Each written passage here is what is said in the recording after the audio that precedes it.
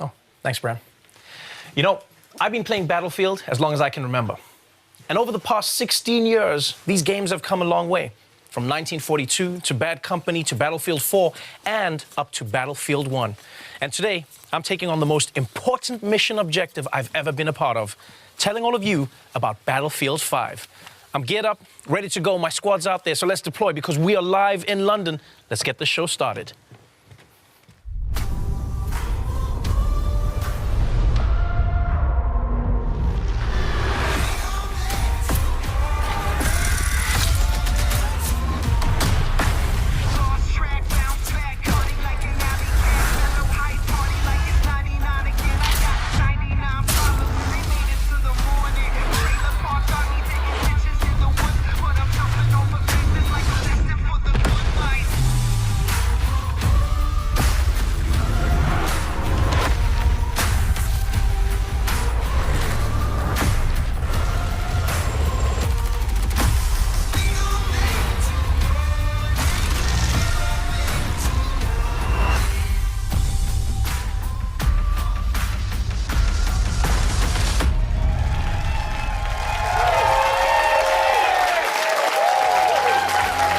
Welcome, everyone, to the Battlefield 5 live reveal. I'm your host for this evening, Trevor Noah, and I'm so excited to be here introducing this new edition of Battlefield, which for some reason everyone has already assumed is Battlefield 5.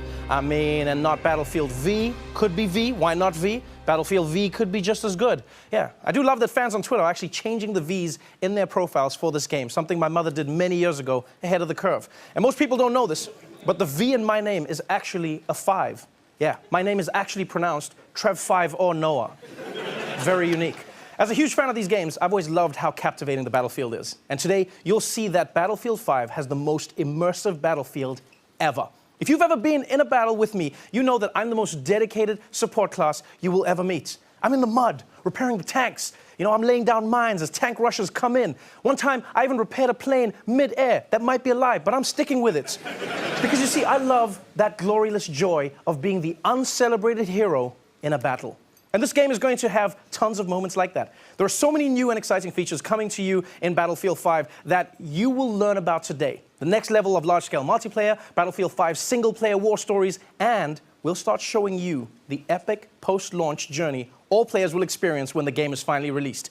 And you know, we've got some other surprises, so why waste time? Let's get straight into it and get the show started. I'm joined now by the producers of Battlefield 5, Andreas Morell, Ryan MacArthur, and Lars Gustafsson, everybody.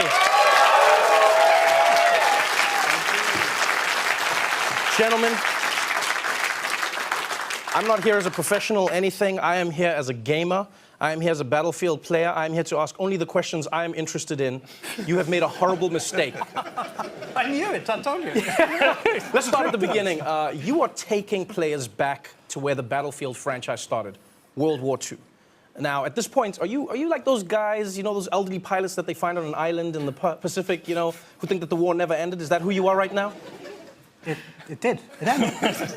You told me. We tried to break it to you gently, Lars. But Lars, why go back to that now? To be honest with you, it's really, I mean, we yearned for years to go back to where it all started about 16 years ago. And, you know, technology has evolved and the team has gained so much experience that this is really the game we wanted to build, and that we did. It's really something the guys back home at DICE are really passionate about, the whole era.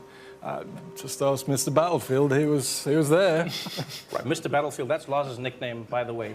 I'm known as Madame Battlefield. Now, players have experienced World War II in so many movies and in games. It's really difficult to come up with a new and fresh perspective. What perspective are you bringing to it with this version of Battlefield? Andreas, will this be more Saving Private Ryan or Inglourious Basterds? So we've seen all the movies, you know, we play the games, we've been there. I'm pretty sure, at least I can navigate half of France without a map just by playing the games. so for us, going back to where it all began for us, is really about delivering a World War II experience that no one's never seen before. Really kind of hitting on the unseen locations, the untold stories, the unplayed moments. Yeah, I mean, for us, it's really taking you on the journey from the start. And at a go, you will be able to play the German forces, the British forces, and we want to take you on that journey, you know, to exotic places like freezing Scandinavia, it's kind of our home turf, but in Norway, or rugged deserts where the battles took place in Northern Africa, or why not to the ruins of the once so beautiful Rotterdam. So it's really to take you on a journey. And we want to do this with a kind of a fresh and modern take, so really hopefully surprise the players, but also to please them. You've given me a sneak peek, and so many words come to my mind. I mean, intense, immense, powerful. Ryan, do you have a specific way that you want players to see this Battlefield? Well, I think the best way we can describe it is immersive. I mean, this needs to feel like the most immersive Battlefield that players have ever played. I mean, we want them to exploit the Battlefield in ways they've never been able to before. I mean, when you look at the chaotic multiplayer that the franchise is known for, and sort of fan classics like Conquest, and some of the new modes that the guys are working on like Airborne, you know, we're going back with war stories, sort of that anthology storytelling that we had, we built in BF1, and telling new stories about men and women that change history. I mean, we get to tell everyone today that co-op is back in Battlefield 5, and that's a huge thing for us. And this is just the beginning. I mean, launch is just the beginning for this game, and we really want to take players on a journey through World War II. It always feels like it's a journey. That's what it always feels like with Battlefield. Like, one thing I loved about the game was how the maps and the world was constantly changing. You know, it felt like my bedroom at home. I never knew what to expect. And I think when looking at this game, Andreas, what's your vision to take this to the next level? So we're really building on what we started with previous games. It's really about giving players the most immersive world that they could enter. You should really be grounded in it. Expanding on the movement set that we've done so well, really pushing all these new features that we're going to be talking about. Right, it sounds great. I'm genuinely excited. I have a few highlights that I'm looking forward to. Let's dive into it and talk about some of the gameplay. Here to do that is Daniel Berlin. In Battlefield 5, we're expanding the toolbox for the player, giving you access to new abilities to create your own and brand new Battlefield moments. Now there's a deeper connection between the player and the world around you. You will be physically pushed by the shockwaves from explosions. You can experience completely new ways to traverse and tactically maneuver across the battlefield with our overhauled movement system. Our renowned destruction will rip up the terrain, leave chunks of masonry hanging from destroyed buildings, or have high-caliber rounds ripped straight through walls to take out the enemies hiding inside. We're also bringing back classic modes, such as Majority Rule Conquest, but we also have new modes and experiences for our unique take on World War II. We're bringing back operations with a bang, and we're calling it Grand Operations. Here, you'll experience multiple game modes as you fight over multiple maps, all wrapped within our narrative journey through historically inspired battles from World War II. With the return of our anthology format for single-player war stories, with new characters to meet and untold stories to discover. Back to you, Trevor. Now, Daniel just talked about a new multiplayer experience called Grand Operations.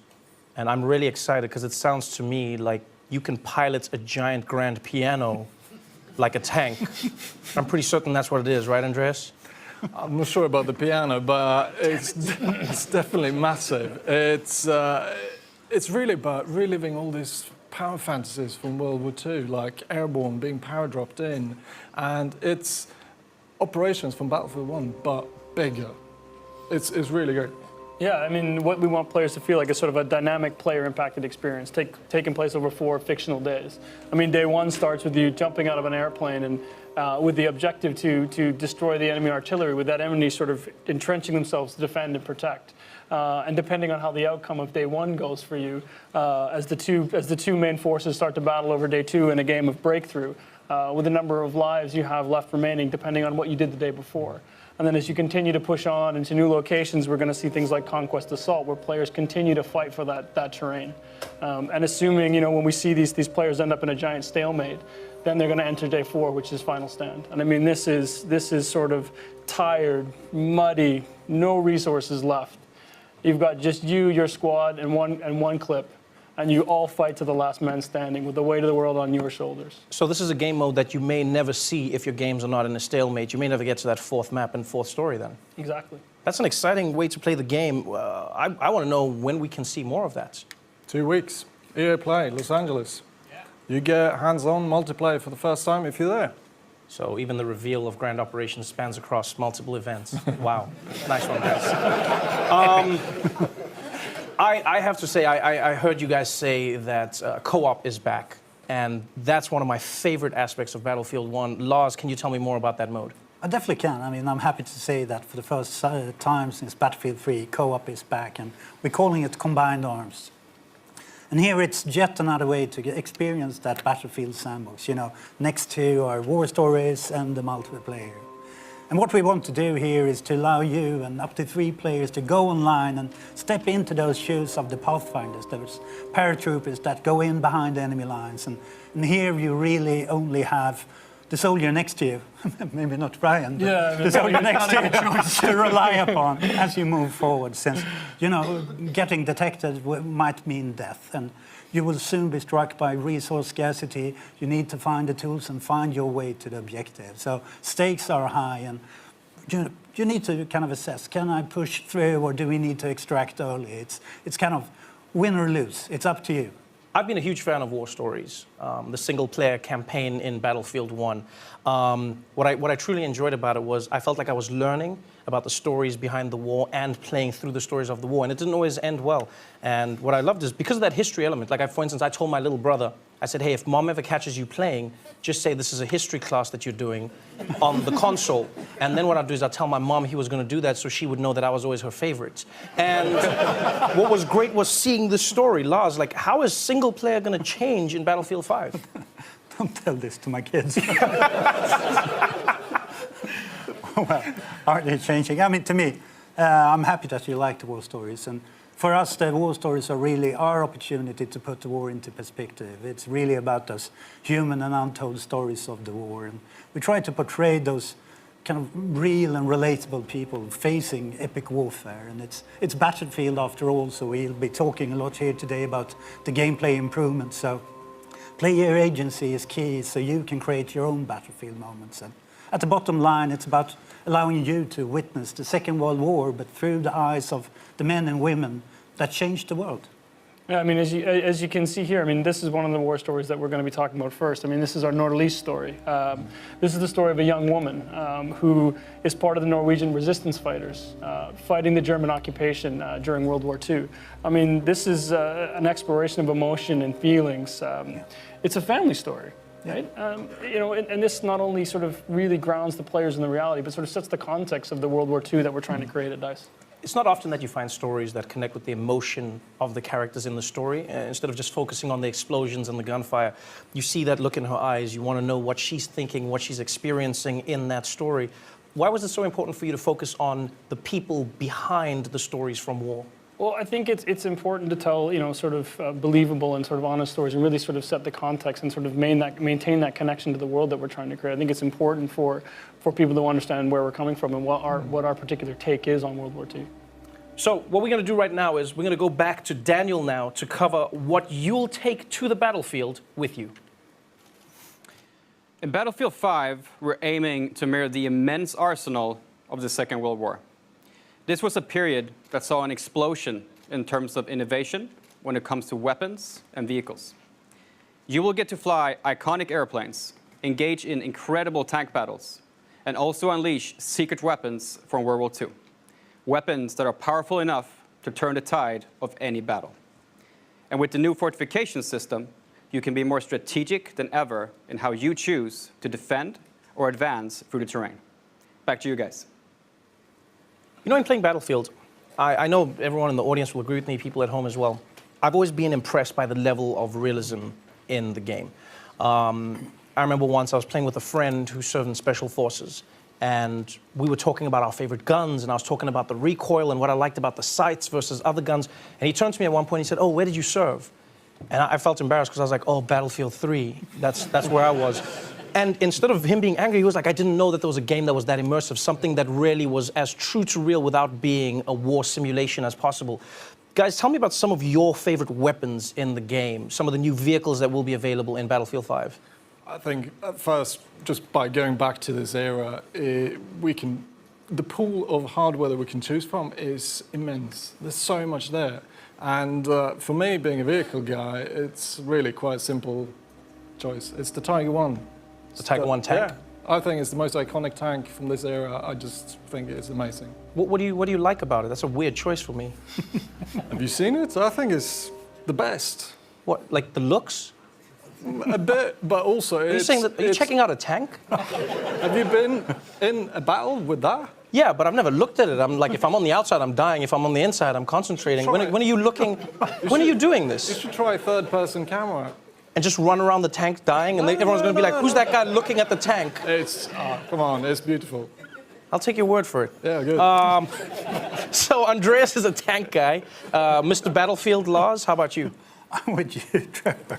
Yeah, you think he's weird. I know. Yeah. We've been trying to hide it, but now it's out. No, the fact that I'm also a support player. I can't hit the barn from the inside, so I need the big clips. And for me, the MG42 is really the weapon I play in the playtest. Right, my man. It has that iconic sound that, it sends fear all over the map. And another part of it is the new kind of system which Daniel talked about for high caliber weapons. So previously, I could make the same impact as a pistol, basically. But this time around, it comes with a punch. So where the pistol gets stuck in the wall, I can rip through. So I can finally make a difference on the battlefield. Hashtag no more knocking. I like this. Yes. All right, so we've got a tank guy. We've got a weapons guy. Ryan?